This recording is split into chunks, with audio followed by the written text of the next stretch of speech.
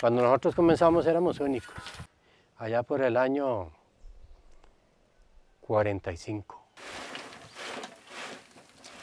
Aquí se encontró el material y mi papá tratando de averiguar de qué se trataba el material, porque él no tenía ningún conocimiento, él era un agricultor del sur. Y se fue a averiguar y en San José le dijeron que esto era arcilla. Y luego el señor durante 4 años nos compró el material para mezclarlo y para hacer vajillas y todo lo que sabía él en la fábrica que tenía en La Bruca. En Santana se empezó a desarrollar la cerámica, todo por una arcilla, que es la arcilla blanca de Jaris, que fue un terreno que heredó don Sidonio Hernández.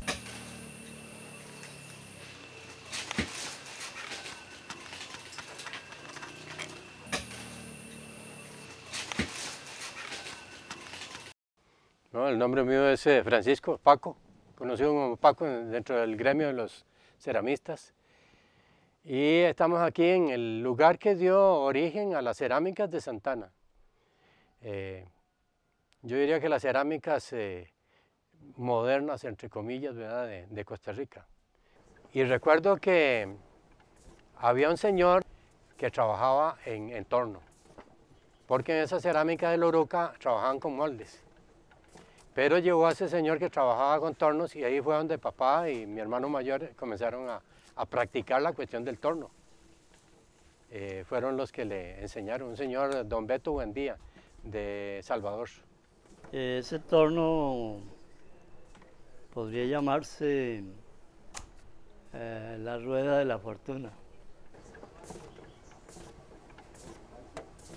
El alfarero es la práctica, es más que todo el estar ahí poniéndole día a día en el torno para hacer cada vez una mejor pieza.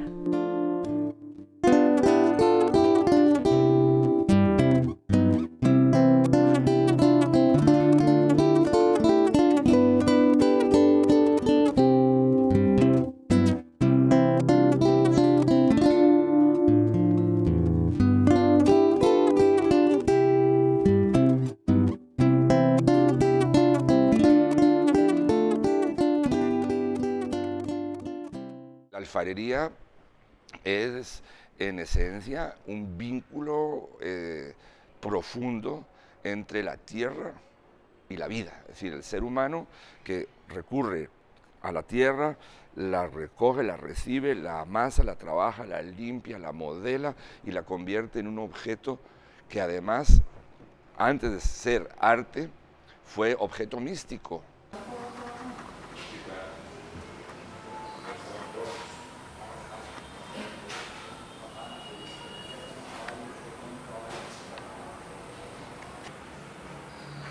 La cerámica es muy parecido a hacer pan. De una misma harina uno saca una gran variedad de panes, pero para cada uno de estos panes tiene que hacer una receta diferente. Para tener el barro aquí en Santana empezamos en extraer el barro de la veta. Se pasa a la pila de colado. Después de la pila de colado se le echa agua, se cola con una paleta, o ahora se utiliza una como especie de una batidora. Se saca el agua y lo que se asienta es el barro, que poco a poco se va deshidratando, luego se va pasando a otras pilas de secado. Se puede pegar en las paredes para que el barro se vaya deshidratando más. Pasamos al amasado del barro, que es una parte muy primordial en el proceso de la alfarería.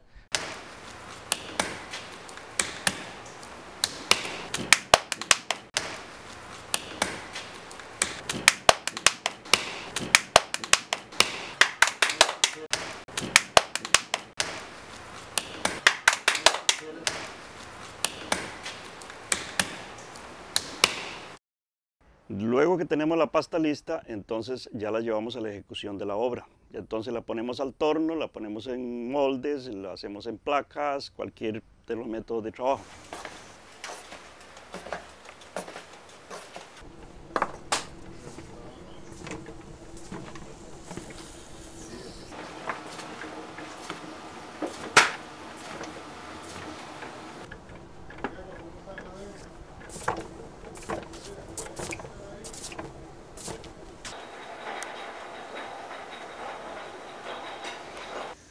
Una vez que tengamos esto, entonces esperamos que esto se seque.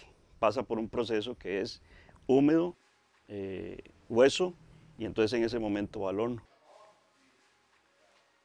El proceso del horno se empieza en temperatura ambiente, 25 grados, y se empieza a dar un precalentamiento más o menos de 6-7 horas.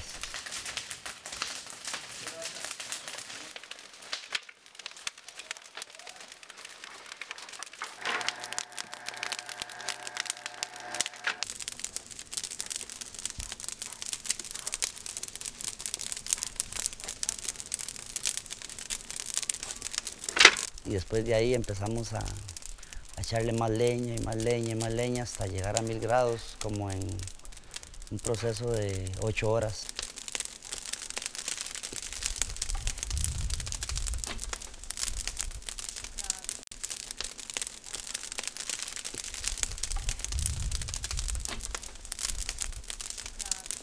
El horno se le deja echar leña y dura 48 horas en el enfriamiento para poder meterse a sacar las piezas. Mi padre siempre dice que una pieza bien horneada tiene que sonar como una campana.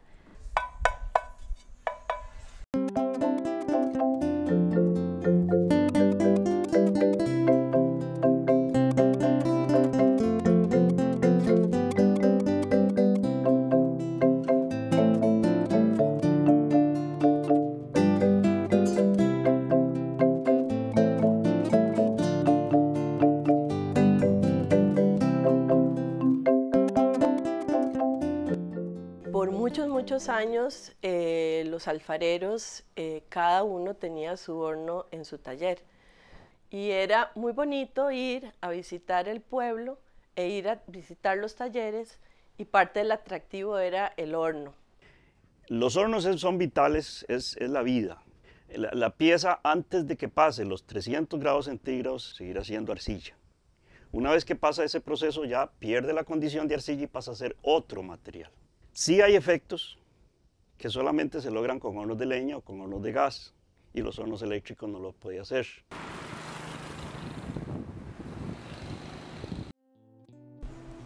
En este lugar, con su desarrollo, han venido gente que algunos no han entendido la idiosincrasia del alfarero y no han entendido de que un horno de botella es una herramienta primordial en un taller de alfarería. Es muy importante que hayan alfarerías, solo que tenemos el problema de los hornos de leña. Lo que pasó es que San José se les vino encima, ¿verdad? Y entonces llegaron, los invadieron, y donde empezaron a sentir el humo, entonces empezaron a exigirles que tenían que quitar sus hornos. Y pues ahí uno se ha incomodado mucho por el hecho de que lo han quitado de su trabajo. En cierto modo lo han quitado porque ya no tenemos el mismo beneficio que teníamos el horno a la par, que todo era así muy en conjunto, sino que ahora uno tiene que desplazarse a alquilar hornos para poder quemar su producto en otro lado, donde le alquilen su horno de leña. Nos han ido cerrando los hornos. Poco a poco nuestro taller fue uno de los primeros, fue el taller de don Mario Hernández, y él tuvo que cambiar su proceso a hornos eléctricos. El horno eléctrico es un poquito más caro, la compañía nos pone una tarifa de luz industrial sin saber que somos un taller de artesanía, y y tenemos que lidiar con los costos.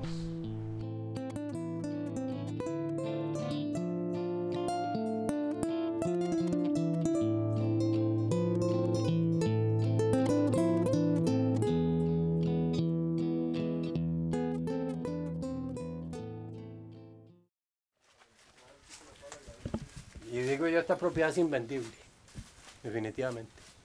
Cuando nosotros nos fuimos para Tibás, a 59 de Tibás, nosotros estábamos acostumbrados a vivir aquí. En ese tiempo Harris era más selvático, incluso más campo que ahora. Y contaba mamá ya cuando yo estaba un poquillo más grandecillo que yo vivía todos los días preguntándole a mamá que cuándo nos íbamos para la casilla. La naturaleza como modo de organización de los materiales en sí, crea en el ser humano una expectación y una sorpresa maravillosa.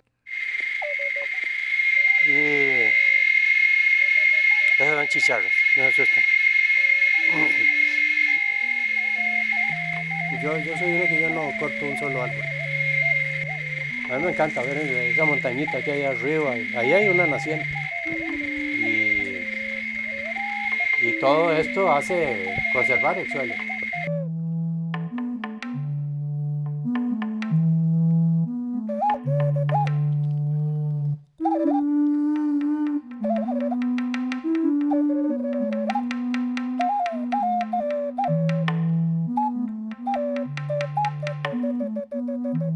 Eso de la arcilla es sí exactamente una fusión, viene muy de la naturaleza.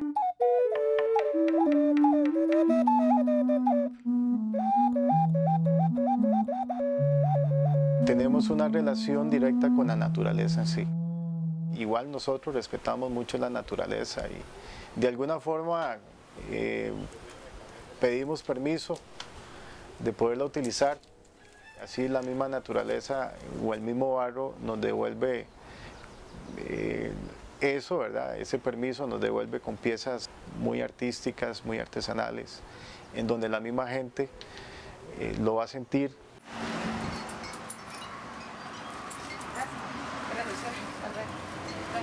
Estamos creando y al crear estamos desarrollando las potencialidades que tiene el ser humano, que en este caso son las manos, los pies cuando se usa el torno, la vista, el oído y el tacto.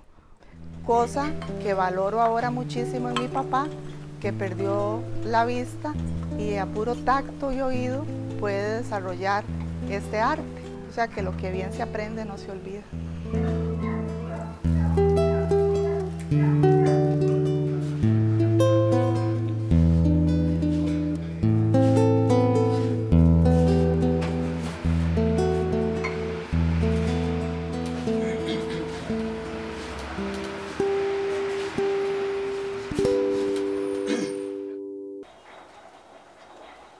Como yo no veo, pues casi no salgo a ninguna parte, de manera que paso todo el día entretenido ahí y ya me pasa el tiempo y no siento el rato, ¿verdad? Que estoy así a pesar de que hago las piezas sin saber ni cómo quedaron, a veces pongo una sobre la otra, porque no sé dónde ponerla, ni que hay otra ahí a la par. Eso es mi vida actualmente a los 83 años de edad.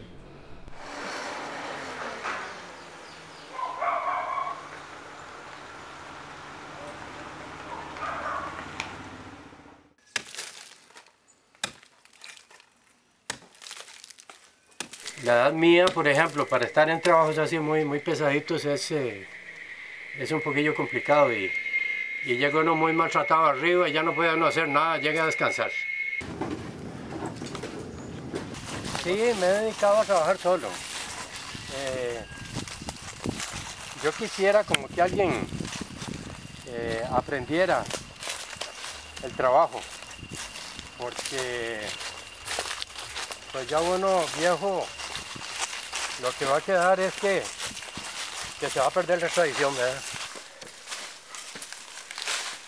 Es muy importante no perder las raíces. Yo creo que en el tanto en que mantengamos vigente las características propias de una sociedad, avanzamos hacia un desarrollo integral. En el fondo de todo esto hay verdaderos portadores de tradición, hombres y mujeres que conocen la técnica, que la manejan como verdaderos artistas del oficio y preservan de alguna manera este conocimiento para que la humanidad, y en este caso nosotros los costarricenses, podamos seguir disfrutando y aprovechando este recurso creador. Por ahí es que yo siento que deberían de ayudarnos, aportar un poquito más a nosotros, apoyarnos, ¿verdad? Apoyarnos, por lo menos apoyarnos en el sentido de que la alfarería Santana no muera. Buscar la manera de que esto más bien surja, que siga, porque en realidad tiene uno sospecha de que ya no van a haber alfareros jóvenes, porque en realidad los más jóvenes son estos que están aquí. Nuestros gobernantes, nosotros, creo que aquí en Costa Rica no tenemos una conciencia del valor que puede tener el preservar las tradiciones.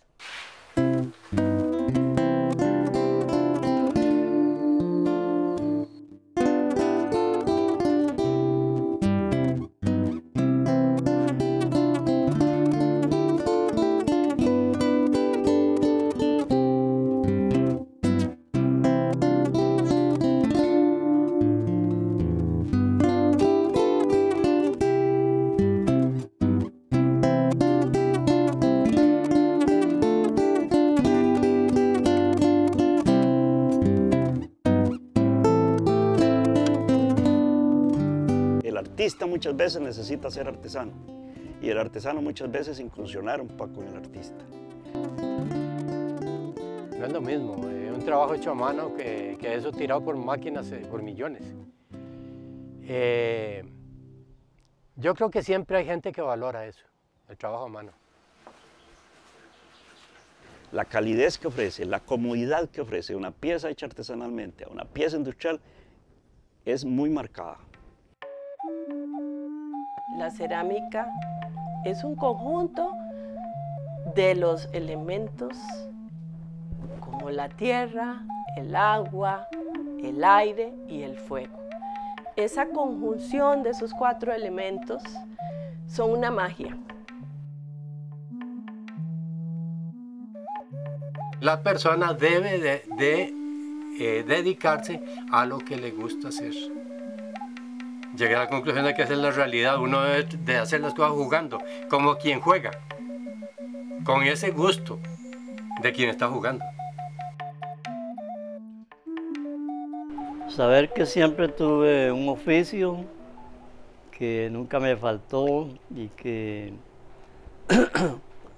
tampoco le quité el trabajo a ninguna persona, porque cualquier alfarero siempre tiene trabajo, de manera que si se esfuerza, pues puede vivir de ese trabajo.